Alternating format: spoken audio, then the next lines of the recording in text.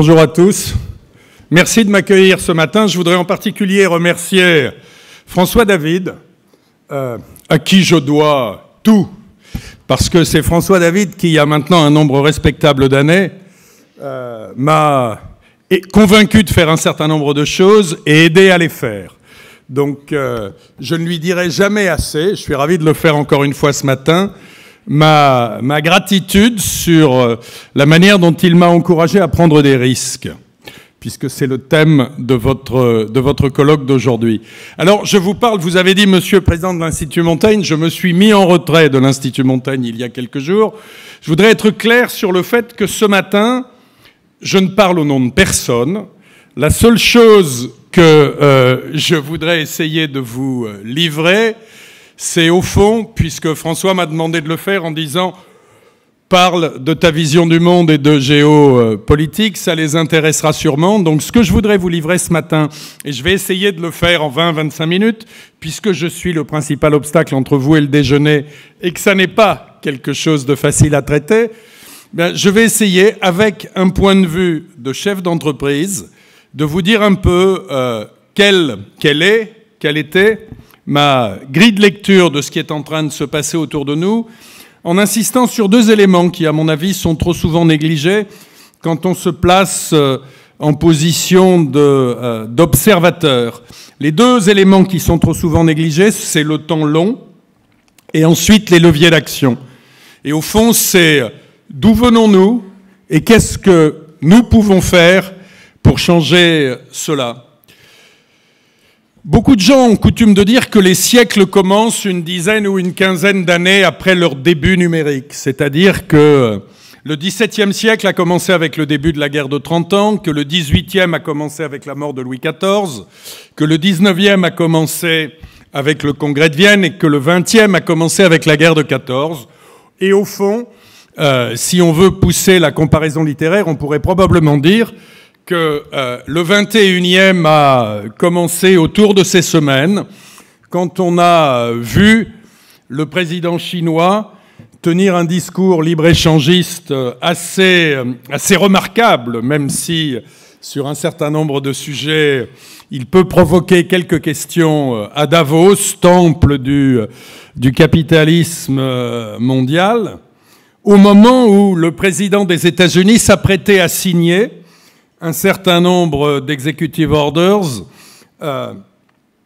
risquant de rétracter l'Amérique sur elle-même et dénonçant un certain nombre, ou mettant fin à un certain nombre de dispositions qui avaient plutôt consisté à ouvrir le marché américain et à permettre, en ouvrant le marché américain, l'ouverture d'autres marchés sur le monde. Donc sommes-nous aujourd'hui, comme en 1914, ou en 1910, en train de marcher comme des somnambules, si vous avez lu le remarquable livre de Christopher Clark, par inadvertance, par manque de lucidité, sommes-nous en train de marcher vers un monde dont nous aurons déclenché les forces et que nous ne maîtriserons plus? Moi, je ne le crois pas. Et à la différence d'un certain nombre d'autres, je pense qu'il y a bien sûr des menaces extrêmement sérieuses, mais qu'il y a aussi d'assez nombreuses raisons d'être optimiste pour le monde, d'être optimiste pour l'Europe et d'être optimiste pour la France, à condition bien sûr de comprendre quels sont les leviers d'action et quels sont les moyens d'agir sur ce monde qui se transforme. Parce que les choses ne deviendront pas meilleures en ne faisant rien. Alors si on repart vers le temps long, au fond, quels sont les grands éléments qui sont en train de marquer le siècle qui s'ouvre et dont nos enfants diront qu'ils ont été des évidences, même si nous les avons un peu oubliés ou un peu ignorés. La première des choses, et ce n'est pas à vous, assureurs, que je vais l'apprendre, la première des choses qu'il faut regarder, c'est l'état physique de la planète. Le réchauffement climatique, moi je l'ai vu au quotidien dans mon métier d'assureur, est une évolution fondamentale, sous-estimée, et qui va bien entendu, sur les années qui viennent, marquer de façon très profonde non seulement le paysage qui nous entoure, mais aussi le développement économique et les systèmes politiques. Beaucoup d'entre vous passent leurs étés à visiter des endroits merveilleux qui sont maintenant des ruines dans des endroits très isolés, ruines parce que tout a été brisé, démantelé, déstructuré, ruines quand même parce qu'autrefois c'était des centres urbains, le cœur de civilisation qui réussissait. Pourquoi est-ce que ça a changé? Il y a bien sûr eu des guerres. Souvent, ces guerres ont été provoquées par des mutations climatiques. Donc, sous-estimer l'importance des mutations climatiques dans les grandes décisions qu'il faut prendre, que tout le monde doit prendre, que les gouvernements doivent prendre, que les entreprises doivent prendre, que les individus doivent prendre sur les 20, 30 ou 40 années qui viennent, alors que l'évidence des faits est là, me semblerait être une grave erreur. Ces mutations climatiques vont impacter notre développement, vont impacter les migrations, vont impacter les systèmes économiques et finiront par impacter nos systèmes démocratiques. Il y a évidemment des solutions et on voit bien d'ailleurs que toutes les propositions économiques qui tournent autour sont des propositions qui sont en train de prospérer assez heureusement. La deuxième chose qu'il ne faut pas négliger, c'est le poids de la démographie. Là aussi, évidence pour un assureur, c'est non seulement la croissance ou la décroissance de la population, mais aussi son vieillissement et ce que cela implique. Sur la dizaine de pays dans le monde qui voient leur population décliner, plus des 2/3 sont en Europe.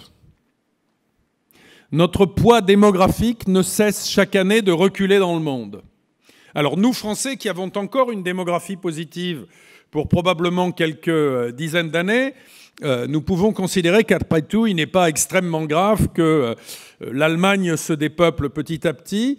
On peut considérer que le fait que l'Union soviétique voit sa longévité stagner ou reculer légèrement et sa population totale décliner n'est après tout pas quelque chose qui impactera gravement le monde.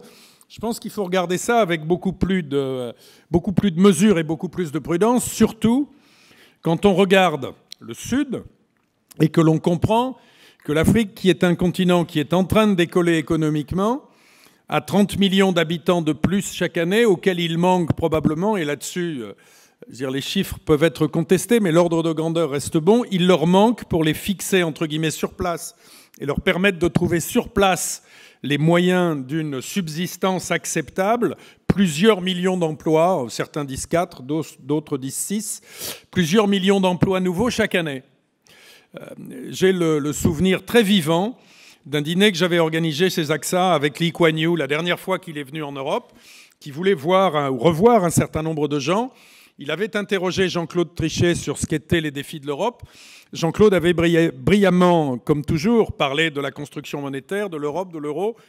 Et Lee Kuan Yew avait pris un petit sourire ironique et expliqué tout ça est formidable, mais votre sujet principal, ce sont les déséquilibres démographiques. Donc ne sous-estimons pas la démographie, ne sous-estimons pas aussi les conséquences sur nos décisions et nos organisations de l'accroissement de la longévité qui ne s'arrête pas, puisque nous continuons à gagner un trimestre par an, même si sont à l'œuvre deux forces contradictoires. L'amélioration de la santé d'un côté et tout ce que va permettre le monde des objets connectés dans le domaine de la santé, et de l'autre, les ravages que font les mauvaises pratiques alimentaires qui encouragent l'obésité, le diabète et un certain nombre de choses. La vérité, c'est qu'à la fin, on tombera probablement du bon côté et que la longévité continuera d'augmenter pour assez longtemps. Ça crée des structures sociales qui sont différentes. Ça crée un environnement au travail qui est différent. Donc, climat, démographie, mais derrière, je pense qu'il faut aussi avoir conscience de ce que nous sommes dans une de ces périodes d'accélération technologique qui ont des effets qui sont extrêmement profonds et que celle-ci n'a que très peu d'équivalent. Les inventions de la Renaissance, la liberté d'imprimer des livres, la liberté de les lire et de les interpréter, ce qui était l'Internet de la fin du XVe et du XVIe, ça a généré la guerre de 30 ans et beaucoup plus de 30 ans de guerre de religion en Europe. Aujourd'hui, nous avons des inventions ou des innovations technologiques dont les caractéristiques sont à la fois qu'elles sont de plus en plus granulaires et que leurs effets d'échelle sont de plus en plus illimités. Si vous voulez vous en convaincre, regardez le nombre d'entreprises qui ont aujourd'hui plus d'1 milliard de clients, qui sont dirigées par des gens de moins de 35 ans et qui n'existaient pas il y a 10 ans. Les effets d'échelle, l'instantanéité des transmissions, la force de la proposition gagnante par rapport aux propositions alternatives, tout cela, c'est en train de bouleverser nos systèmes et de bouleverser notre appréhension du risque. J'y rajouterai un quatrième facteur, qui est un facteur d'ordre plus politique. Il faut que nous apprenions à retirer les lunettes que nous avions mises depuis, grosso modo, le milieu du XIXe siècle, qui sont des lunettes d'Européens pensant que l'ordre mondial est régi par une organisation des relations transatlantiques, régi par un État de droit et régi par la prééminence de systèmes démocratiques dont, au fond, l'avenir serait nécessairement assuré parce que ce sont les lieux où se concentrent les talents, les innovations, les capitaux et la puissance. Il y a aujourd'hui une diffusion extrêmement large de l'ensemble de ces éléments. Ce qui a fait le ressort du développement depuis des siècles, c'est évidemment pas un seul de ces éléments pris isolément, mais la combinaison de ces éléments. C'est vrai que pendant une grande partie du XIXe et l'essentiel du XXe siècle, la réunion de l'ensemble de ces éléments n'a été possible que dans le monde que nous connaissions. Aujourd'hui, c'est faux. Aujourd'hui, les centres de gravité ont basculé. Des systèmes démocratiques sont technologiquement aussi performants que les nôtres. Et si vous combinez le climat, la démographie, l'usage du capital des technologies et des talents, eh bien, vous comprenez que le monde auquel nous allons avoir à faire face est un monde dans lequel notre modèle va être challengé, et déjà challengé, un monde dont le centre de gravité, c'est une banalité pour vous, mais pardon de la répéter, dont le centre de gravité va se concentrer sur l'Asie, dans lequel l'accélération du savoir va être plus forte dans les États émergents que dans les pays développés. Regardez pour cela le nombre d'étudiants de l'enseignement supérieur. Ils étaient quelques dizaines de milliers sous l'Empire romain. Ils étaient à peu près 1 million dans les années 1900. Ils étaient à peu près 10 millions dans les années 1950. Il y en avait une centaine de millions il y a 20 ans. Il y en a plus de 200 millions aujourd'hui. Et 80 à 90% de l'augmentation du nombre vient des pays émergents. Et ceux d'entre vous qui seraient tentés de dire oui, mais la qualité de ces étudiants n'est sans doute pas encore celle des étudiants qui sont produits, entre guillemets, par les systèmes occidentaux, je les invite à aller visiter un certain nombre d'universités asiatiques qui sont en train ou qui nous ont déjà dépassés en matière de recherche de l'excellence et de capacité de recherche. Donc tout ce monde change. Nous sommes contestés, nous sommes challengés dans notre économie, mais aussi dans nos valeurs fondamentales par des systèmes qui n'ont pas les mêmes valeurs que nous, qui dans un certain nombre de cas considèrent que nous ne sommes plus des modèles de réussite et qui dans d'autres cas recherchent même notre destruction. Une autre des dimensions qu'il faut que nous ayons en tête est la dimension de l'asymétrie de ces challenges.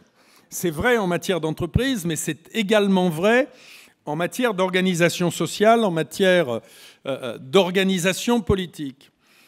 Deux personnes dans un garage, animées de très bonnes ou de très mauvaises intentions, peuvent avoir une influence, et une influence extrêmement marquée, sur des organisations beaucoup plus larges et stables depuis des décennies.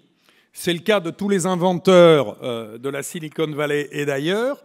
C'est aussi le cas de tous les micro-groupes terroristes qui, eux aussi, à leur échelle, bénéficient des effets d'échelle. C'est-à-dire que peu de gens sont capables, quelque part, de mettre un désordre fondamental dans un monde qui semblait organisé. Alors, est-ce qu'en face de ça, il faut baisser les bras ou est-ce qu'il faut essayer de comprendre le monde et qu'est-ce que ça veut dire pour l'Europe et pour nous ? Moi, je pense au contraire que nous sommes dans une période dans laquelle, comme au moment de la Renaissance, beaucoup d'outils nouveaux et totalement transformateurs de notre monde sont à la portée de ceux qui feront l'effort d'essayer de les comprendre et feront le deuxième effort qui est d'essayer de savoir comment les utiliser pour le bien des modèles qu'ils défendent. Encore une fois, qu'il s'agisse de modèles économiques ou de modèles politiques. Je pense qu'il faut regarder avec une certaine distance ce que sont les normes établies, les valeurs établies. Et pardonnez-moi de prendre un tout petit exemple financier. je suis extrêmement frappé de ce que maintenant, beaucoup de gens commencent à comprendre ce qu'est la valeur du savoir immatériel, puisqu'un certain nombre de sociétés, d'entreprises du monde du digital atteignent des valorisations élevées, au fond, sur l'espérance sur une promesse.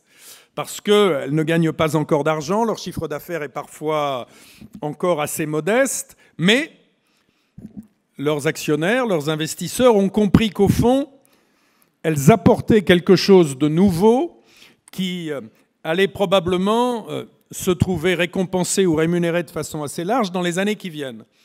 Mais très peu de gens font le raisonnement réciproque, c'est-à-dire regardent l'autre côté de la pièce. Très peu de gens s'interrogent sur le nombre de modèles classiques qui ont des comptes parfaitement certifiés par leur commissaire aux comptes, qui ont des actifs physiques solides, tangibles, etc. Et très peu de gens ont compris que pour une partie de ces modèles, non seulement l'avenir était derrière eux, mais que la disparition était probablement une disparition à assez brève échéance. Ça s'est déjà produit au XIXe siècle.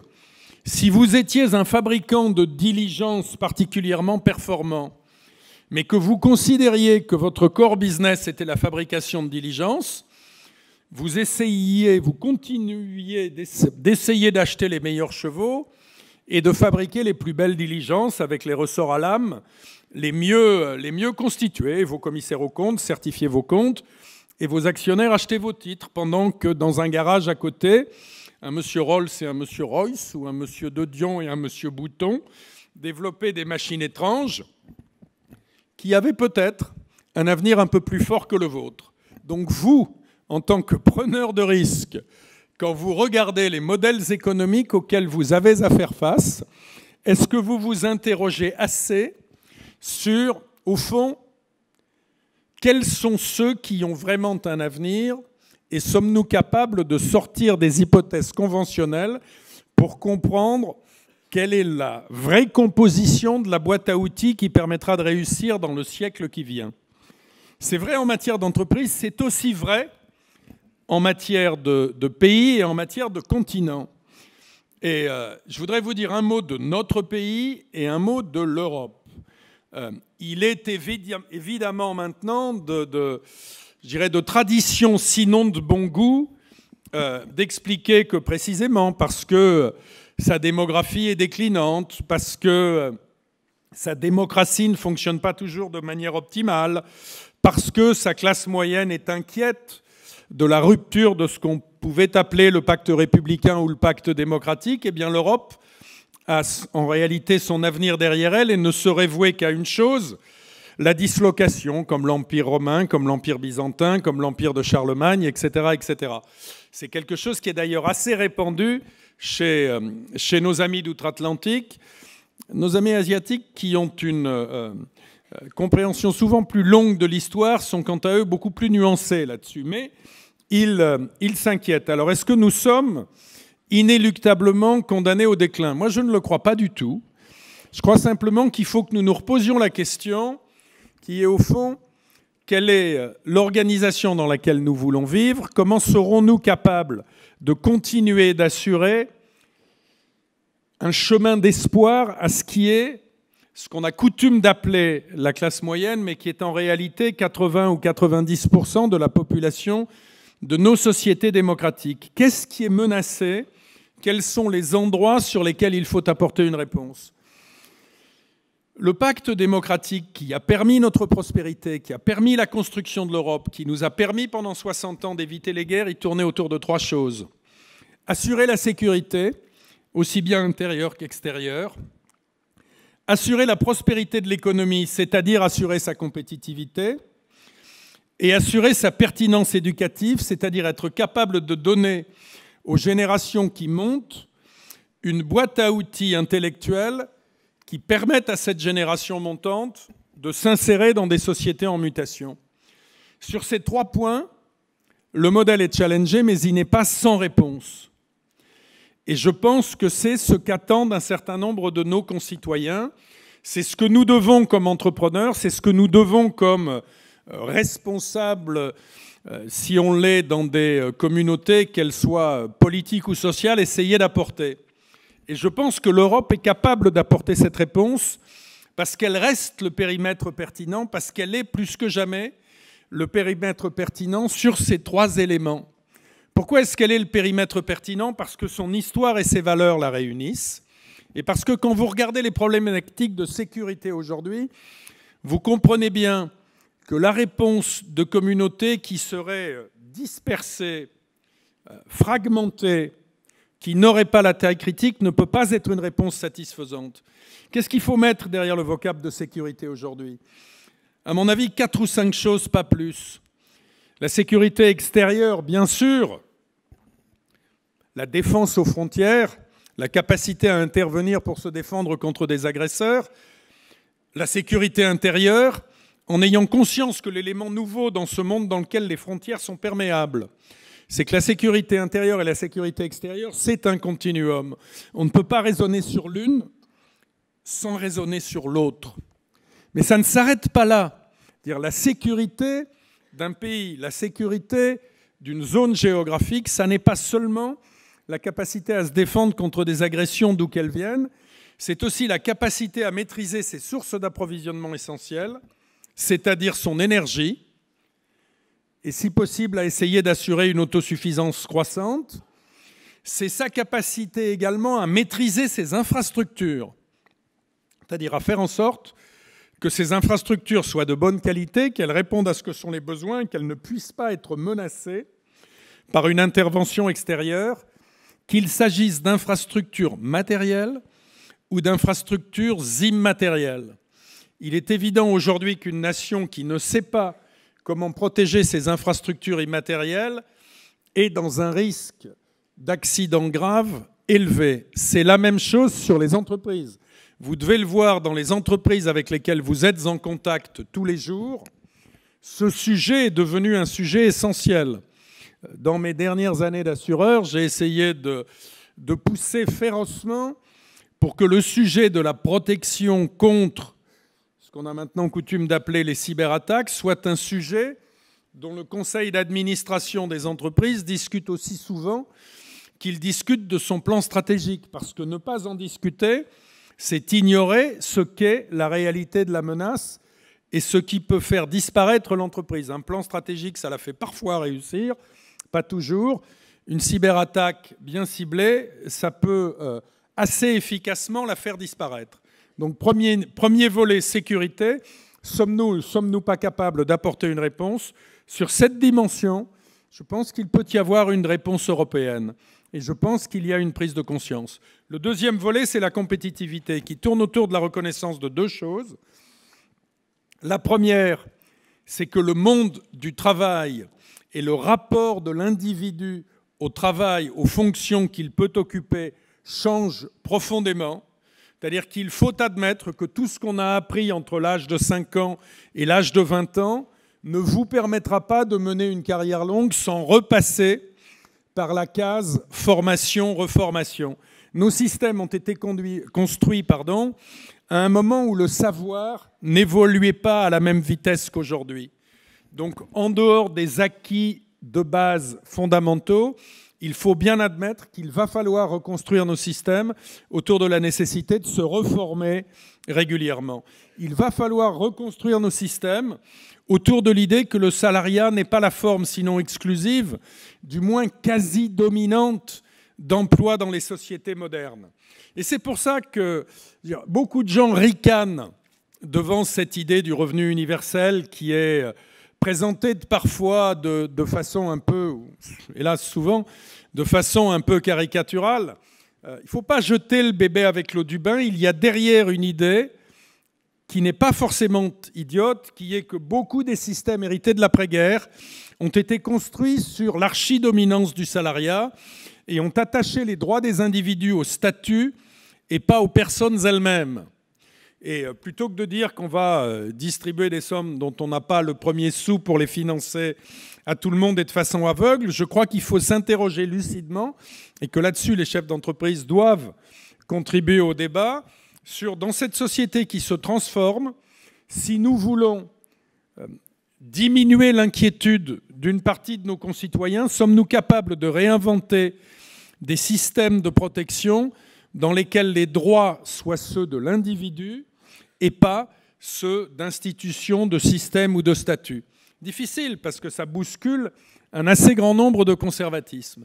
Mais donc, que sommes-nous capables de faire pour appréhender les nouvelles formes de travail et faire en sorte que les ressources que nous avons puissent trouver à correctement s'employer?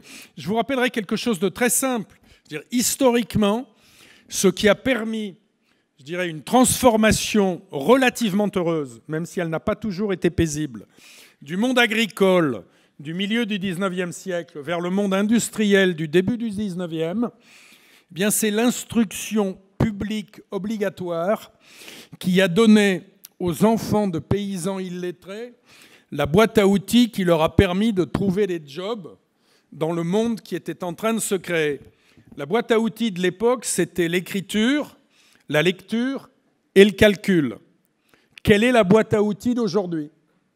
Est-ce qu'elle est absolument la même? Est-ce qu'elle est un peu différente? Je pense qu'il est moins nécessaire de savoir écrire et plus nécessaire que jamais de savoir calculer, voire de savoir coder. Mais c'est un long débat. Là-dessus, je vous engage à lire les rapports de l'Institut Montaigne sur l'éducation et sur le numérique à l'école. Le deuxième élément, c'est le capital et l'investissement, à côté du travail. Les capitaux sont mobiles. Donc si l'Europe veut se défendre, il faut qu'elle soit capable d'attirer les investissements qui permettront de générer l'économie de demain. Et il faut que la fluidité de ces marchés soit organisée d'une manière telle que la prise de risque soit encouragée. Et là, aujourd'hui, nous voyons bien que nous avons deux obstacles qui sont d'un côté une fragmentation excessive, qui est un mélange de réglementation prudentielle, de fiscalité, d'un certain nombre d'autres choses, et en fait un appétit pour le risque qui n'a souvent pas été discuté de façon suffisamment approfondie et éduquée.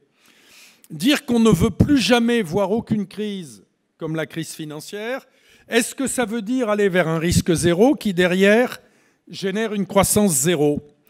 Ou est-ce que la discussion doit être un peu plus nuancée? Si l'Europe veut retrouver le chemin de la croissance et de l'emploi, il faudra, sur ses investissements, sur l'allocation de son épargne, qu'elle se repose la question de savoir quel est son appétit réel pour le risque. Si elle reprend un certain appétit pour le risque, et le risque, ça ne veut pas dire le casino, peut-être pourrons-nous trouver de nouveau les chemins de la croissance. Le dernier point sur lequel je voudrais terminer, c'est celui de l'éducation. Parce qu'il me semble être à la fois le creuset de ce que doivent être nos systèmes démocratiques et l'endroit dans lequel, si les choses sont bien faites, les racines de la croissance future peuvent à nouveau prospérer. Nous sommes, en France, aujourd'hui, dans un des systèmes éducatifs les plus inégalitaires du monde. Alors que la devise de la République, c'est bien sûr liberté, égalité, fraternité. Vos enfants, pour ceux d'entre vous qui sont français, dans cette salle, ont à peu près 3 chances sur 4 d'être diplômés de l'enseignement supérieur. Si vous sortez d'ici, que vous faites 100 km et que vous allez dans le fond d'un village de l'Oise, eh bien les enfants de ce village, ils auront moins d'une chance sur 5 d'être diplômés de l'enseignement supérieur. Est-ce que c'est ça, l'école dont nous voulons? La France est aujourd'hui le 28e ou le 29e pays de l'OCDE en matière de connaissance de l'anglais, de maîtrise de l'anglais et en matière de maîtrise des mathématiques. Alors je voudrais insister sur le deuxième sujet, parce qu'en moyenne, nous sommes maintenant dans les tests dits TIMSS, le 28e pays de l'OCDE en matière de maths, mais nous sommes aussi celui dont le premier décile des élèves est toujours parmi les 3 meilleurs du monde. Est-ce que ça, c'est une école égalitaire? Et qu'est-ce qu'il faut faire pour la changer et lui redonner ce qu'était tout son sens? Si nous sommes capables de le faire, nous retrouverons la prospérité, le contrat social, le consensus social, l'harmonie que nous sommes en train de perdre par refus d'accepter la vérité. Sur l'enseignement supérieur, la même chose vaut. Il faut que l'Europe unisse ses forces. J'ai siégé pendant une quinzaine d'années au conseil de l'université chinoise de Tsinghua, qui est considérée aujourd'hui comme l'université modèle de Chine et qui, il y a 15 ans, sous je dirais le sourire un peu narquois de l'ensemble des Occidentaux qui avaient été conviés à ce board, exprimait comme ambition d'être un jour au niveau des meilleures universités américaines. Aujourd'hui, ils y sont. Comment ont progressé nos établissements d'enseignement supérieur depuis une quinzaine d'années? Quelques-uns ont fait des efforts tout à fait louables, mais est-ce que nous ne sommes pas comme les tribus gauloises, parfois un peu divisées et parfois soucieux de ne pas regarder à l'extérieur pour ne pas avoir à nous comparer, et parce que c'est beaucoup plus confortable de ne pas se comparer, parce que quand on se compare, on se mesure, quand on se mesure, on s'oblige à l'effort. Donc si nous sommes capables de faire des efforts dans ces domaines, je pense que nous sommes parfaitement capables de retrouver le chemin de la croissance, parce qu'à la fin, les valeurs qui sont les nôtres dans l'ensemble des démocraties ouvertes de l'Ouest sont des valeurs de respect de la personne, sont des valeurs d'encouragement à la liberté, autant d'éléments qui, dans le monde qui est en train de se développer, dans lequel la part d'innovation, la part de découverte laissée à l'initiative individuelle est de plus en plus forte, eh bien tout cela, ça correspond absolument à nos modèles. Et la manière de l'utiliser correspond, enfin également, nos valeurs sont également un ressort de rappel très fort sur la bonne manière de les utiliser.